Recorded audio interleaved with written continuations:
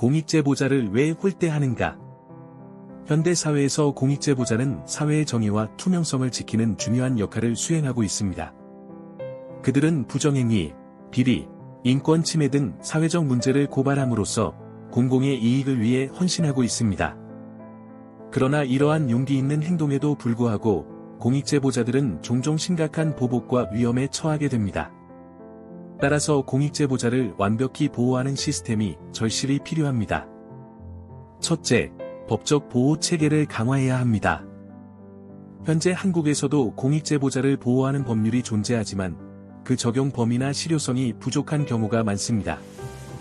고발한 내용이 진실하다는 것이 입증되면 그에 대한 법적 보호를 강화하고 보복 행위에 대한 처벌을 엄격히 해야 합니다.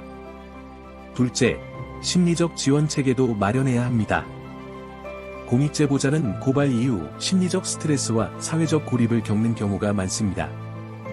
이들을 위한 상담 프로그램이나 지원 그룹을 운영하여 심리적 안정을 도모하고 사회적 연대를 강화해야 합니다.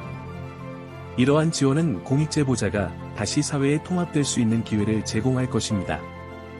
셋째, 사회적 인식 개선이 필요합니다. 공익제보자에 대한 사회적 시선이 긍정적이지 않은 경우가 많습니다. 이들을 비난하거나 배신자로 낙인 찍는 분위기를 개선하기 위해서는 교육과 캠페인이 필요합니다. 공익제보자의 중요성과 그들이 사회에 기여하는 바를 알리는 노력이 필요합니다. 공익제보자 보호를 위한 법안은 각국에서 다양한 형태로 존재하며 주로 공익제보자의 신원 보호, 보복 행위에 대한 처벌, 법적 지원 등을 포함합니다. 한국의 경우 공익신고자 보호법이 대표적인 법안입니다. 1. 신원보호, 공익제보자의 신원을 비밀로 유지하도록 규정하며 제보자의 개인정보가 외부에 노출되지 않도록 합니다. 2. 보복행위 금지, 공익제보로 인해 발생할 수 있는 보복행위에 대해 법적 처벌을 강화하고 제보자가 불이익을 당하지 않도록 보호합니다.